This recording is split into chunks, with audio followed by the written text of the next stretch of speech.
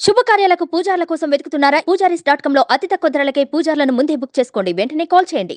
నమస్తే, welcome to Suman TV. ప్రస్తుతం మనతో పాటు ఉన్నారు ప్రముఖ వాస్తు జ్యోతిష్య పండితులు వేణుగోపాల్ గారు. వారితో మాట్లాడదాం. నమస్కారం గురుగారు. నమస్తే అమ్మా.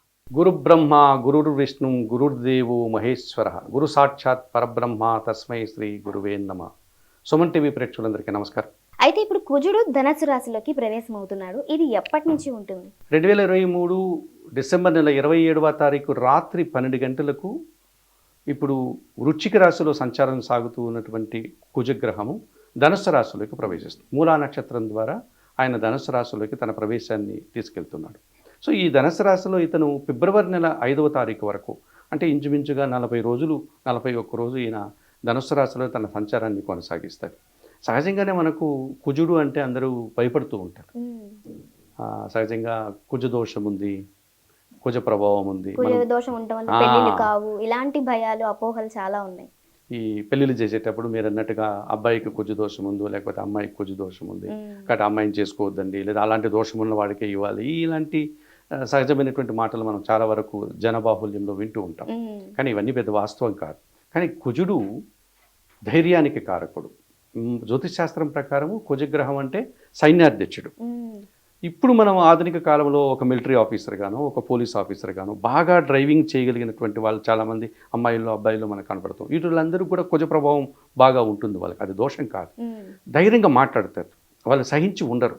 ఏదైనా ఒక అధర్మమైనటువంటి మాట, తప్పుడు మాట, ఒక అబద్ధపు మాట ఎదుటివాడు పడితే వాళ్ళు భరించలేరు, వెంటనే తిరగబడతారు. సో ఒక అమ్మాయికి కుజ ప్రభావం ఉంది అంటే అమ్మాయి తన జీవిత భాగస్వామితో కూడా మీరు అనేది తప్పు అని ఎదిరించే ధైర్యం అమ్మాయికి ఉంటుంది. సో అందువల్లనే వీళ్ళు భయపడ్డాం. ఆ కుజ దోషం అనే ఒక ముద్ర వేసి, అది కుజ దోషం కాదు, ఒక రకంగా కుజ ప్రభావం, కుజుని యొక్క లక్షణం. ఈ రకంగా ఈ కుజుడు భూములకు కారకుడు. ఇప్పుడు మనం అనుకుంటున్న ఈ రియల్ ఎస్టేట్ వ్యాపారాలు, లేదా మనం వ్యక్తిగతంగా కొనేటువంటి వ్యవసాయ భూములు కానీ, ఇళ్ల స్థలాలు, ఇవన్నీ మనకు అనుకూలంగా రావాలంటే కుజగ్రహ ప్రభావం బాగా ఉండాలి. కుజగ్రహ ప్రభావం లేకపోతే వాటిలో సమస్యలు, మన కొన్నది అమ్ముడు పోకపోవడం, దాంతో ఇంకేదో కోర్టు కేసులు కబ్జాలు చేయడం, ఈ సమస్యలు కుజగ్రహం ప్రభావం లేకపోతే ఆ భూముల మీద సమస్యలు. వాహనాలకి కుజుడే కారకుడు. మనం వెహికల్ కొనేస్తాము, కుజ ప్రభావం లేకపోతే అది యాక్సిడెంట్ అయిపోతుంది, ఇబ్బందులు వస్తుంటుంది. ఆపరేషన్లు చేయడానికి కుజుడే కారకుడు. కుజుడు రక్తానికి కారకుడు, ఎముకలకు కారకుడు, దంతాలకు కారకుడు. ఈ రకంగా కుజగ్రహం అనేటువంటిది ఎరుపు రంగు కలిగినటువంటి గ్రహం. అది అంటే రక్తకారకుడు అని చెప్తూ ఉంటాం. కనుక ఈ కుజగ్రహ ప్రభావం అనేటువంటిది మన జీవితంలో చాలా వరకు అవసరం ఉంది. చాలా వరకు అది ప్రతికూలంగా ఉన్నప్పుడు ఇబ్బందులు వచ్చేటువంటి ప్రభావం కూడా ఉంటుంది. ఈ రకంగా కుజగ్రహం ధనుసు రాశిలోకి ప్రవేశిస్తున్నాడు కనుక ఈ 41 రోజులు 12 రాశుల మీద వారికి అనుకూల ఫలితాలు ఉంటాయి, ప్రతికూల ఫలితాలు ఉంటాయి.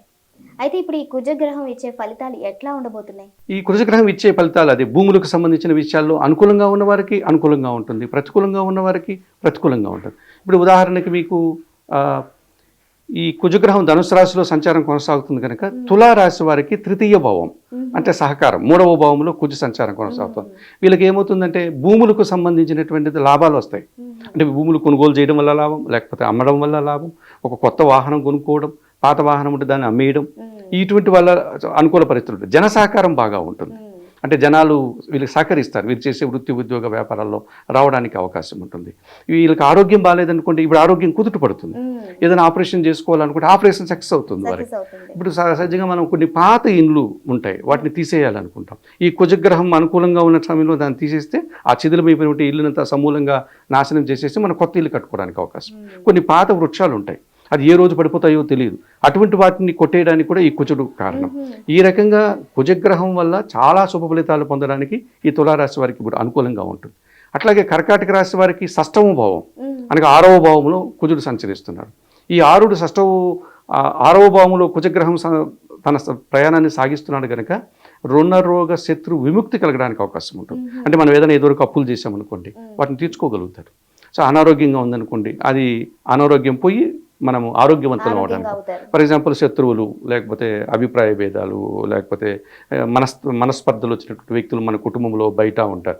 వారందరూ కూడా ఆ గత సంబంధాల్లో ఆ చెడు సంబంధాలని మర్చిపోయి మిత్రులుగా మారే అవకాశం ఉంటుంది. లేదు కోర్టు సంబంధమైన విషయాలు ఉన్నాయనుకోండి, అందులో మనం విజయాన్ని పొందవచ్చు. ఇలా శత్రువుల మీద విజయం పొందొచ్చు, శత్రువుల్ని అనుకూలంగా మార్చుకోవచ్చు, అనారోగ్యం నుంచి ఆరోగ్యంగా మారవచ్చు. అప్పులు ప్రధానంగా చాలామంది అప్పులు చేసి మేము ఇబ్బంది పడుతున్నామని. అది కుజగ్రహ దోషం మీకు ఉందండి, కుజుడు అందువల్ల మీకు అప్పులు అలా నిలబడిపోతున్నాయి, సో వాటికి పరిహారాలు చేసుకోండి అని చెప్తూ ఉంటాం. ఈ రకంగా అప్పులు తీర్చుకోవచ్చు. మనం ఎవరికో ఇచ్చాం డబ్బులు, ఆ డబ్బు రావటం లేదు, మనం బాధపడుతున్నాం, మనం ఇచ్చిన డబ్బు రాలేదు, ఆ డబ్బు రావడానికి అవకాశం ఉంటుంది. ఈ రకంగా 6వ ఇంట్లో కుజుడు సంచారం కొనసాగించేటప్పుడు విపరీతమైన ధైర్యం ఉంటుంది. ఒక పని చేయడానికి ధైర్యంగా చేస్తారు, వారు భయపడరు. వాళ్ళు నా అమ్మో నేను ఏంటో అవి ఉండదు, నేను వెళ్తానంటారు. ఇప్పుడు రాత్రి వేళ ఎక్కడికో వెళ్ళాలి అర్జెంటుగా, ఏదో ఒక మెడికల్ షాప్కి వెళ్ళి మందులు తెచ్చుకుంటే నేను వెళ్తానని బయలుదేరుతారు. ధైర్యం 6వ ఇంట్లో ఉంటే పోటీతత్వం. పరీక్షల్లో ఎగ్జామ్ రాయాలంటే ధైర్యంగా రాసి విజయాలు సాధిస్తారు. లేదు మనం ఒక 2-3 కలిసి ఒక పని చేస్తున్నాం, వాళ్ళలో ఎవరికో ఒకరికే గుర్తింపు వస్తుంది, ఆ గుర్తింపు నేను తెచ్చుకుంటా అని ముందుకు వెళ్తారు. ఇవన్నీ ఈ 6వ ఇంట్లో కుజుడు సంచారం కొనసాగించే సందర్భాల్లో వచ్చే అవకాశం ఉంటుంది. అలాగే మీనరాశి వారికి 10వ భావంలో కుజ సంచారం సాగుతుంది. వృత్తి ఉద్యోగ వ్యాపారాల్లో లాభంతో కూడినటువంటి ప్రయాణాలు ఉంటాయి. అంటే మీరు ఈ పని చేసుకొని వస్తే పలాని ఊరికి వెళ్ళి పలానా సిటీకి వెళ్ళి ఈ పని మీ ద్వారా కావాలని మన కార్యాలయం ఆఫీస్లో అనుకుంటున్నామని వాళ్ళ బాస్ చెప్పచ్చు. ఈయన వెళితే అక్కడ ఆ పని సక్సెస్ చేసుకొని వస్తాడు, ఆ రకమైన అభినందనలు అందుకుంటాడు, గుర్తింపు వస్తుంది, తప్పకుండా ఆ పని చేస్తాడు ధైర్యంగా. అంటే లాభముతో కూడిన ప్రయాణాలు రావడానికి అవకాశం ఉంటుంది. వాహనాలు అనుకూలంగా ఉంటాయి, ఎక్కడికైనా వెళ్ళాలంటే వాహన ఇబ్బందులు రావు, అంటే యాక్సిడెంట్లు లాంటివి జరగవు. అలాగే భూములకు సంబంధించిన వ్యవహారాలు ఉంటాయి. తను సంపాదించిన డబ్బుని సద్వినియోగం చేసుకోవడానికి ఒక భూములు కొనుగోలు చేయడం కానీ, ఇంటిని కొనుగోలు చేయడం కానీ, వృత్తి ఉద్యోగాల్లో అభివృద్ధి, పదోన్నతులు ఇవన్నీ రావడానికి ఈ 10వ భావంలో ఈ మీనరాశి వారికి ఈయన అనుకూలంగా ఉంటాడు. ఇక కుంభరాశి వారికి లాభభావంలో 11వ భావంలో కుజ సంచారం జరుగుతోంది కనుక వీరు అనుకున్న పనులన్నీ, ఈ కుజుడికి సంబంధించిన పనులన్నీ సంపూర్ణంగా పూర్తి చేస్తారు, విజయాన్ని పొందగలుగుతారు, లాభాన్ని పొందగలుగుతారు. ఆ రకంగా వారు భూమి కొన్నారనుకోండి, అది అనుకున్న దానికి రెట్టింపు వారికి ధర వచ్చి మళ్ళా అది అమ్ముడయ్యేటువంటి అవకాశం, ఫలితాలు వస్తాయి. కొనాలనుకుంటున్నారు, ఎప్పటి నుంచో కొనలేకపోయారు, ఈ సమయంలో కొనేస్తారు వాళ్ళు. అలాగే అమ్మాలనుకుంటున్నారు, చాలా రోజుగా అది అమ్మడం కావటం లేదు, ఆగిపోతుంది, ఎవరు కొనడం లేదు, ఇప్పుడు కొనేస్తారు. ఎప్పటి నుంచో కోర్టు కేసులు నడుస్తున్నాయి, అది వెంటనే అయిపోతుంది. ఉద్యోగంలో ఎప్పటి నుంచో ప్రమోషన్ ఆశిస్తున్నాడు, ఈ సమయంలో అయిపోతుంది, ఈ 41 రోజుల్లో. అధికారుల అభినందనలు ఉంటుంది. ఎవరో శత్రువు ఉండేవాడని నేను భయపడుతూ ఉండేవాడు, వాడు వచ్చి ఇంతటి మిత్రుడిగా కలిసిపోతాడు, స్నేహితుడు అయిపోతాడు. ఇలా ఎక్కువ శుభఫలితాలు లాభభావంలో కుజుడు సంచారం కొనసాగించేటప్పుడు 11వ భావంలో జరుగుతుంది. అట్లాంటివన్నీ కుంభరాశి వారికి జరుగుతుంది. ఈ రకంగా తులారాశి వారికి, తర్వాత కర్కాటక రాశి వారికి, మీనరాశి వారికి, కుంభరాశి వారికి, ఈ 4 రాశుల వారికి 100% శుభఫలితాలు ఈ కుజయోగం ఉంది అని చెప్పుకోవచ్చు. ఎందుకంటే 3వ భావంలో కుజుడు విపరీతమైన సహకారం చేస్తాడు, 6వ భావంలో ధైర్యాన్ని సహకరిస్తాడు, 10వ భావంలో ఇస్తాడు, లాభభావంలో ఇస్తాడు. ఈ 4 భావాలకు సంబంధించిన రాశులు ఈ తులారాశి, తర్వాత కర్కాటక రాశి, మీనరాశి, కుంభరాశులు. కాబట్టి వీరందరికీ కుజయోగం వచ్చింది ఈ 40 రోజులు అని చెప్పుకోవచ్చు మనం. ఈ డిసెంబర్ 27 రాత్రి వస్తున్నాడు కనుక 28 అనుకోండి, 28 ఉదయం నుంచి ఫిబ్రవరి నెల 5వ తారీఖు వరకు 40-41 రోజులు కుజయోగం వచ్చేటువంటి గ్రహాలు ఏవి అని చెప్తే, రాసులు ఏవి అని చెప్తామంటే ఇందులో తులారాశి, కర్కాటక రాశి, తర్వాత మీనరాశి, కుంభరాశుల వారు. మిగతా రాశుల వారికి కుజ యోగం పెద్దగా ఉండదు, కుజ ప్రభావం ఉండదు. పైగా ఈయన కుజుడు కొంచెం అగ్రెసివ్ ప్లానెట్ అని చెప్పాం కదా, అందువల్ల సమస్యలు వచ్చేటువంటివి ఉంటాయి. అంటే ఇప్పుడు కుజుడు ధనుసు రాశిలో ప్రవేశించడం వల్ల ప్రతికూల ఫలితాలు ఏ రాశుల వాళ్ళకి ఉన్నాయి? ఈ 4 రాశులు, మనం అనుకున్న 4 రాశులు తప్పితే మిగతా 8 రాశుల వారికి ఇబ్బందులే. ముఖ్యంగా ఇప్పుడు మనకు తులారాశి వారికి అనుకూలంగా ఉన్నాడు అతను.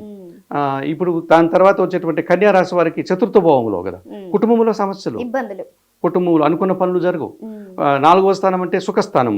మనం వాహనాల్లో వెళ్ళాలి, వాహనాలు రిపేర్లు అయిపోతాయి, లేకపోతే ఆ సమయానికి వాహనం రాదు, ఏదో ఇబ్బంది. కుటుంబంలో ఒక పని అనుకున్నాం, చిన్న ఘర్షణ వాతావరణం, కుటుంబ సభ్యులతోటే అనుకున్న చికాకులు, మనస్పర్ధలు, అభిప్రాయ భేదాలు, గొడవలు, ఆ అభిప్రాయ భేదాల వల్ల కలహాలు, ద్వారా అశాంతి, కోపము, ఉద్వేగంగా బాధపడడం, ఇవన్నీ వాళ్ళకి జరుగుతుంటుంది.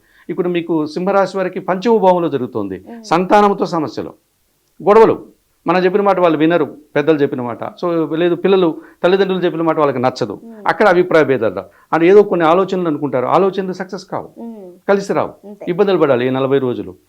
ఇలాంటివన్నీ ఇబ్బందులు వచ్చే అవకాశం ఉంటుంది. ఇక అట్లాగే మనకు మిథున రాశి వారికి ఈయన 7వ ఇంట్లో కుజుడు. 7వ ఇంట్లో కుజుడు అంటే భార్యతో గొడవలు, భార్యకు భర్తతో గొడవలు, లేకపోతే ఒక చోట పనిచేస్తున్నారు ఉద్యోగస్తులు, వారితో సమస్య, సమాజంలో మనుషులతో అనవసరంగా ఏదో మనస్పర్ధలు రావడం, ఏవో గొడవలు రావడం, చిన్న చిన్న వాటికి అభిప్రాయ భేదాలు. మీరు ఒకటి చెప్తే వాడు ఒకటి అపార్థాలు చేసుకోవడం, అనవసరంగా ఆవేశాలు, కోపాలు. నువ్వు ఈ మాట అన్నావని వీడి కోపం, నేను ఆ మాట అనలేదని వాడు అనడం. ఈ చిన్న చిన్న సమస్యలే, మనస్పర్ధలే, అవి పెద్దవైపోయి గట్టిగా మాట్లాడుకోవడము, తద్వారా బాధపడము, ఏడుపులు, గొడవలు, శత్రుత్వాలు రావడము, ఇవన్నీ రావడానికి అవకాశం ఉంటుంది. ఇక వృషభ రాశి వారికి బాగానే ఉంటాడు. ఇట్లా ఈయన వృషభ రాశి వారికి ఎలా ఉంటుంది? వృషభ రాశి వారికి అష్టమ కుజుడు, ఇంకా ఎక్కువ కష్టాలు ఉంటుంది, ఇంకా ఎక్కువగా అనారోగ్యపరమైనటువంటి సమస్యలు ఉంటాయి, జీవిత భాగస్వామితో మనస్పర్ధలు వచ్చే అవకాశం ఉంటుంది. ఎందుకంటే సప్తమాధిపతి ఈయన, అనక సప్తమాధిపతి అంటే జీవిత భాగస్వామి. సో భార్యాభర్తల మీద గొడవలు ఎన్ని రోజులు ఉంటుందంటారు? ఈ 41 రోజులు, ఈ 41 రోజులు అంటే ఈయన సంచారం చేసేంత వరకు. సో అట్లాంటి ఇబ్బందులు వారికి ఉంటుంది.